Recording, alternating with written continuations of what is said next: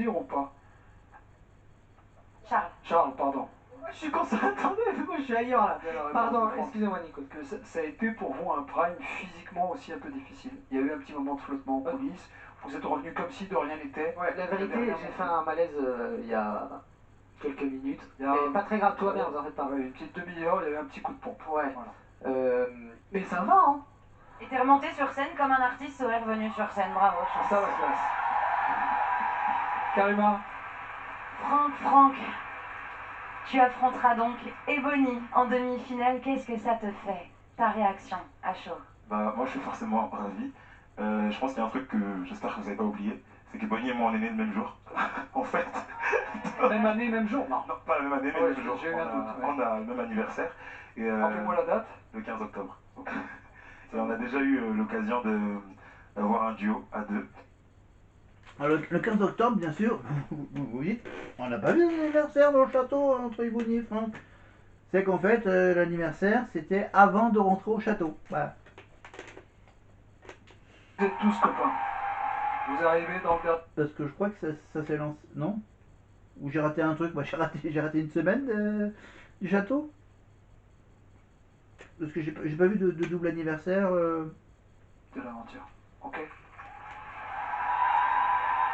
Et sachez qu'à la maison, vous pouvez déjà faire pencher. Donc voilà, donc la semaine prochaine, donc on va voilà, donc on va laisser passer le 8 mai, et après donc les 2 prochaines semaines, donc la semaine du 17 mai, voilà la semaine avec les deux demi-finales de l'Eurovision, donc on va, alors du coup je vais peut-être regarder un peu les deux demi-finales de l'Eurovision, donc on va faire une première partie le lundi soir avec la première partie, la deuxième partie entre les deux demi-finales de l'Eurovision, et la troisième partie, voilà, peut-être le vendredi. Et je mettrai tout ça en ligne pour le 17, voilà, le 17 ou le 18, je pense. J'attendrai le lendemain de mettre ça en ligne. Et ensuite, donc la semaine prochaine, pour la deuxième demi-finale entre Ebony et Franck, évidemment, on fera évidemment un petit point sur le classement de l'Eurovision pour la semaine de mon anniversaire, donc la semaine du 23 mai. Et ensuite, il nous restera donc la dernière semaine du mois de mai pour la finale entre Marine et Bonnie, bien sûr, la finale des divas. Voilà, et après, au mois de juin, évidemment, pour les 3, 4, 5, 6 semaines, on va se consacrer évidemment à The Voice, à Mask Singer, pardon. On viendra sur les 5-6 saisons de Mask Singer. Alors pour cela, donc il nous restera donc 3 semaines, donc on fera évidemment chaque semaine, on fera 2 saisons de Mask Singer. Voilà, la saison 1, la saison 2, la saison 3, la saison 4, la saison 5 et la saison 6. Et après le concert, et juste avant le concert bien sûr, je pense que d'ici là on sera presque à la fin de Mask Singer. On viendra sur cette dernière saison de Mask Singer avec toutes les célébrités qui seront démasquées. Et on fera aussi un peu le point pendant les retours des 2 premières saisons. Donc on va peut-être revenir, on va faire rebobiner Karima au début du trajet entre le plateau et le bus. Et je vous laisse tranquille avec Karima et les finalistes. Flex, Marine, mais on y va, on rentre, c'est parti. On a des demi-finales à préparer d'ailleurs. La tienne. Au revoir Nikos, à tout à l'heure. On se retrouve en duplex du bus, Marine. Je pense que là dans ta tête tout doit être chamboulé. Marine, tu es demi-finaliste de l'aventure Star Academy, Marine. Ouais, c'est une folie. Tu vas dire que je dis tout le temps ça, mais je m'y attendais pas, hein. Mais on accepte le fait que tu ne t'y attendes pas, ne t'en fais pas, mais moi ce que je veux savoir, ce que nous on veut savoir, c'est ce que tu ressens là tout de suite. Bah, je suis super heureuse, franchement, je suis trop contente. Les demi-finales, c'est un moment de fou, donc j'ai hâte de vivre ça avec Charles. Même si j'avoue, j'aurais préféré qu'on soit au final à 2, mais bon, c'est pas grave. C'est un peu votre finale à vous, c'est comme ça peut-être qu'il faut le vivre. Oui. Ulysse malheureusement quitte l'aventure ce soir. On sait que vous avez une amitié très jolie au sein du château. Ça te fait quoi de le perdre ce soir? Ah ouais, c'est vrai qu'on est hyper potes dans le château, c'était un peu comme mon frère. Donc bah forcément je suis un peu triste, mais bon c'est pas grave, on va se retrouver sur la tournée et on sait que c'est le jeu. Et la tournée qui approche, la fin de l'aventure aussi, mais d'abord il y a une demi-finale à faire. Marine. Merci, on a Thierry qui s'occupe de nous, de la sécurité. Quand je vous dis qu'on prend soin de nos élèves, où sont-ils? Charles, viens. Venez, il pleut, on court un petit peu, on va vite se mettre dans le bus. Franck, vas-y, dans le bus directement. Charles et Bonnie, montez. Charles, reste 2 secondes avec moi. Tu affronteras Marine la semaine prochaine, t'es demi-finaliste, Charles. C'est incroyable. Déjà, je pensais pas faire une semaine. Ah ouais, c'était ma prochaine question. Est-ce que tu croyais le 12 octobre dernier quand t'es entré au château avec tous les autres? Non, le 12 octobre, il y avait trop de personnes talentueuses autour de moi et je me disais, je vais faire une semaine. Et finalement, je suis là et je suis en demi-finale. Donc, merci beaucoup. Merci à toi, Charles. Remonte tout de suite dans le bus avant de prendre froid. On vous embrasse très fort et on vous dit à tout de suite en duplex du bus avec les 4 demi-finalistes de la Star Academy. Merci Karima, bonne route et soyez tous prudents, très prudents. Ça fait quoi de voir les camarades partir, ça te fait drôle? Ouais, c'est bizarre, hein. T'étais habitué. Ouais, bah en fait, je savais pas que tout le monde voyait ça, en fait. Oui, il y a des caméras. Ouais, ça arrive de temps en temps. Ouais, en effet. Et dans quel état d'esprit, Ulysse? Non, mais je suis content. En vrai, parce que je pensais pas arriver jusque-là, déjà. Et voilà, c'est pour ça avec philosophie, en tout cas. Ouais, c'est ça. De toute façon, tu sais, moi, j'ai donné le max et après tout ça, ça dépendait pas de moi. Tu t'es éclaté? Je me suis beaucoup amusé, j'ai beaucoup appris. Qu'est-ce que tu retiens de tout ce que tu as vécu? Enfin, il y a plein d'images, j'imagine, Wow. mais la première des choses qui arrive. La première chose que je retiens, bah, c'est que Malika est tout le temps de bonne humeur. Bah, tiens, réaction des profs. Et venant de quelqu'un qui tire toujours la gueule, c'est vrai, ça fait bizarre. C'est une défense, tu tires pas la gueule. C'est parce que tu es réservé. C'est une défense aussi, tu t'isoles un peu. Mais est-ce que vous avez vu une évolution du côté d'Ulysse? Écoutez, Ulysse, c'est l'exemple parfait pour tous les jeunes. C'est très important parce que dans cette école, ça a été notre plus grosse progression. Et Ulysse, c'est l'exemple parfait pour montrer qu'on se bat, on réussit. Et merci Ulysse pour ton travail parce qu'on est très très fiers de toi. On fera la tournée Ulysse avec d'autres académiciens. Quel genre de conseil vous lui donneriez, monsieur le directeur? Oui, non, je voudrais juste te dire, déjà, c'est vrai qu'il partait avec un petit retard académique sur les autres, mais il a tellement travaillé. Il y a un truc qu'on voyait pas forcément, et que nous on savait, c'est Ulysse, c'est un énorme travailleur. C'est peut-être celui qui travaillait le plus, en fait. Et c'est vraiment une qualité, donc discrètement, il fait semblant d'être aigri comme ça, mais en fait, il va dans sa chambre et il bosse. Hein. Et en fait, il a progressé énormément. T'es devenu un sacré chanteur, Ulysse. Hein. T'es pas là par hasard du tout. Hein. Il y a des compositions à lui. Et c'est ce que j'allais dire. La Star Academy n'est pas forcément le lieu pour juger ça, mais c'est vrai que moi, de ce que j'ai pu entreapercevoir de compos, c'est un très bon top liner aussi.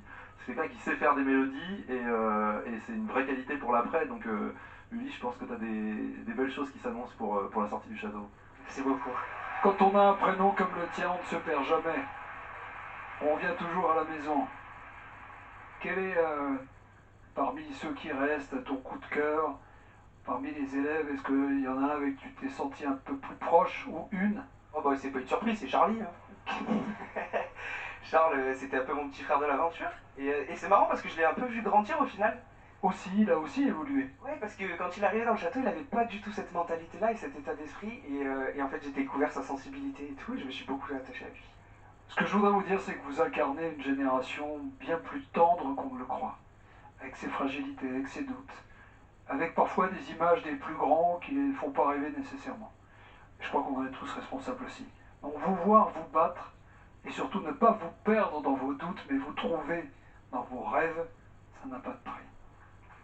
C'est bravo pour ton chemin. Merci beaucoup. Je suis fier de t'avoir eu dans l'émission.